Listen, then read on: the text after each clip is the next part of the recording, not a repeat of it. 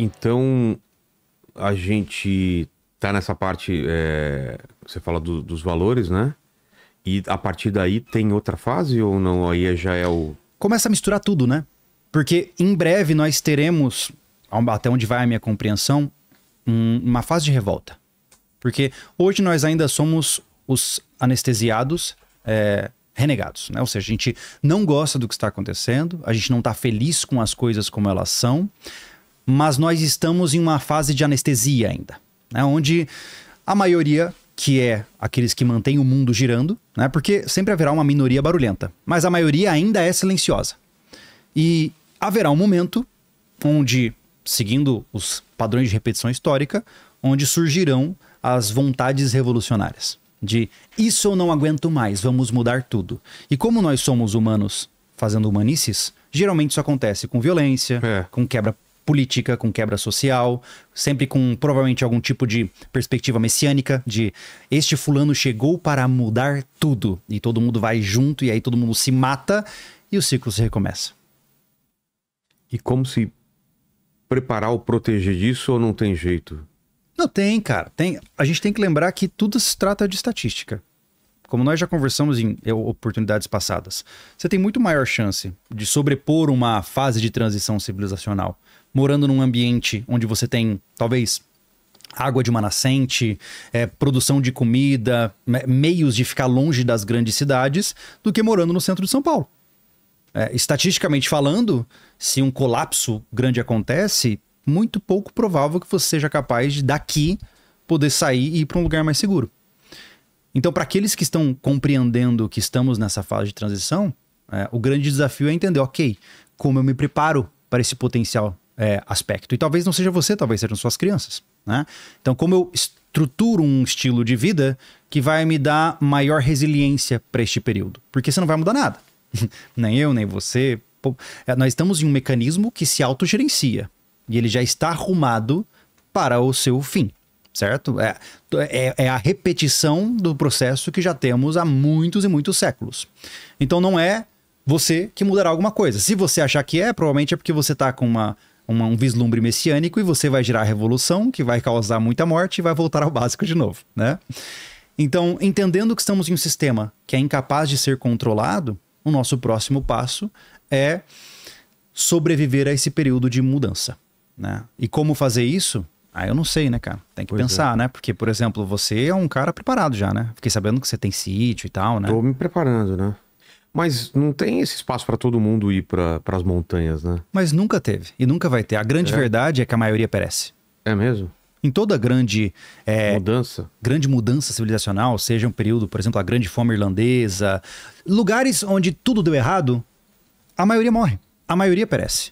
É importante entender que quando a gente fala de sobrevivência, nós não podemos ir para uma perspectiva humanista de que todo mundo tem direito a tudo. Infelizmente, cara, não. Infelizmente, não. Você pode ser a pessoa mais bem intencionada do mundo. Se você estiver no lugar errado, na hora errada, com poucos recursos, você provavelmente vai partir dessa para melhor. Então a ideia aqui é a gente pensar em quais são os potenciais mecanismos que a gente pode fazer para ficar mais forte para isso. E aí o básico do básico, né? Que é, primeiro passo, né? Quanto mais pessoas, mais problemas. Pois é. Eu não sei se... Eu não sou de São Paulo, né? Mas eu imagino que por aqui a vida é um pouco mais alucinada. Total. Mas você já morou em cidade grande ou nunca? Não. Eu morei em Campo Grande, Mato Grosso do Sul. Não é uma cidade grande. Na época, lá tinha 800 mil habitantes. Não é nada. Pelo que eu sei, um bairro desse aqui deve ter mais. Mas o declínio que a gente está vendo hoje em dia em relação... Tem mais velhos do que gente nascendo, tem mais gente morrendo do que nascendo. Isso é um sinal também ou não? Então, é porque você percebe que não existe um estímulo à reprodução. E como qualquer organismo, por exemplo, uma planta, ela só dá frutos quando ela tem um superávit energético. Ou seja, se uma planta que deveria frutificar não frutificou, é por quê? Porque faltam recursos. Ela tem que ser adubada, ela tem que ter cuidado para que ela possa, então, ficar forte e reproduzir. Quando você tem um colapso na taxa de reprodução das pessoas, o que acontece é que a pergunta é simples. Por que não tem compensado ter filhos? E aí você tem inúmeras respostas, né?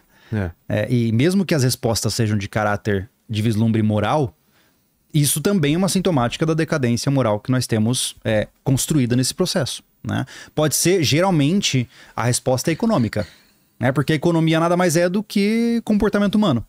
Então, quando as pessoas dizem que não compensa ter uma criança, ou porque é muito caro, ou porque é muito arriscado, ou porque eu não quero ceder parte do meu tempo para cuidar de uma criança, todas essas sintomáticas são características e já previstas também, né?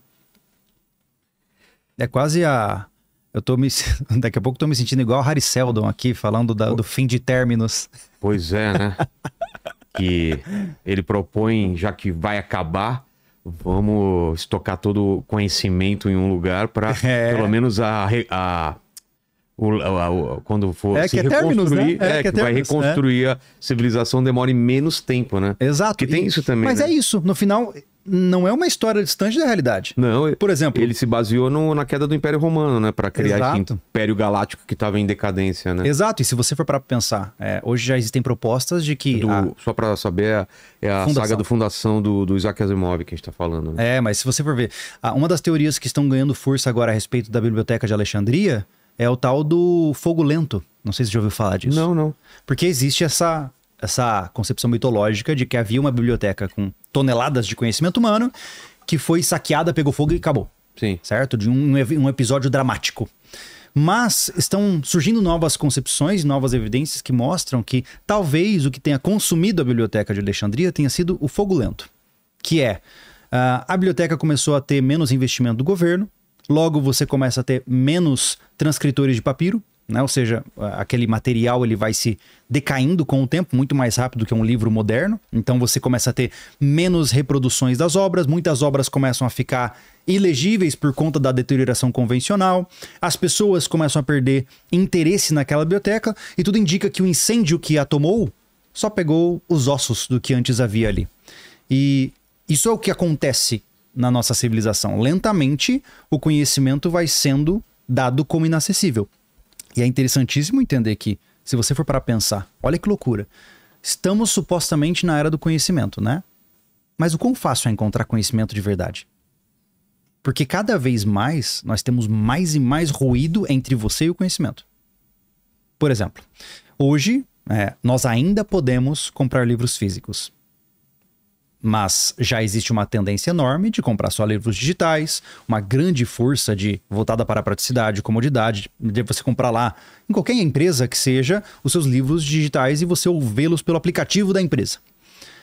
Mas se você não pode pegar e fazer o que quiser, não é seu. Você, tecnicamente, alugou aquilo ali. Porque se você perde a sua conta, você perde todos os seus livros. Então, existem cada vez mais camadas de complexidade e vulnerabilidade entre você e o conhecimento.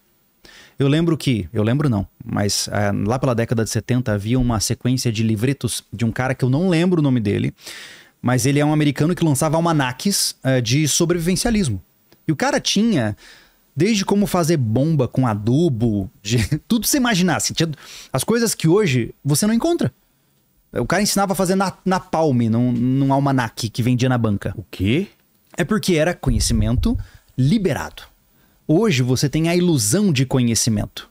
E o que nós encontramos, na verdade, é que a maior parte das pessoas está presa na obesidade informacional.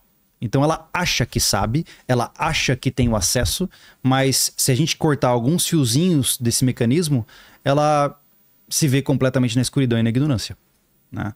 E é interessante entender isso. Porque, novamente, hoje, um exemplo bem legal. Vai no Google e tenta pesquisar alguma coisa. É difícil conseguir o que você quer, cara. Eu não sei, mas você usando o Google já não é tão mais simples para você pegar um resultado que você queria. Cada vez mais camadas te distanciando do conhecimento, te oferecendo cada vez mais ruído. Desde quem paga vem primeiro até, sei lá, quais são os interesses nessa busca aí, né? Me lembra muito da Idiocracia, né? Lembra daquele filme que era ridículo e hoje está cada vez mais próximo da realidade. Pois os caras usavam Crocs, né? Pois é. E tomavam o que era? Tipo um Anonymous Red Bull, uma coisa assim, Não né? lembro. Mas então, assim, é muito louco você parar a pensar que talvez possamos seguir uma linha distópica estilo Cyberpunk lá, 2077, né? Da gente cair num mundo estilo mais Admirável Mundo Novo, onde o prazer é o reino da história. Então tem muitas possibilidades que a gente não sabe quais vão ser. E o problema está que a gente é incapaz de calculá-las. A gente nunca vai saber para que lado vai a nossa vida, né? Ou seja, para que lado a sociedade vai nos guiar. Quem é que imaginou que teríamos um processo pandêmico tão severo? Pois é. Né? E foi, entre aspas, bastante previsível. Num espaço de tempo curto. Se a gente parar para pensar, sempre houve episódios epidêmicos, pandêmicos talvez não, mas sempre houve uma série de doenças que mataram muitas e muitas pessoas em vários ciclos da história. Então é compreensível entender que teríamos um novo ciclo como esse. Ou seja, haveria, em algum momento do futuro atual, a possibilidade de enfrentarmos um novo período como esse. E aí quando você vê toda a construção que vem lá, de Yuan, aquela coisa toda, você já sabia que isso ia ganhar alguma proporção. E se você tivesse acesso a esse vislumbre histórico e aceitar que as coisas se repetem, e entender que cada coisa segue a mesma sintomatologia, o que acontece é simples. Você vai ser confrontado por uma relativa previsão.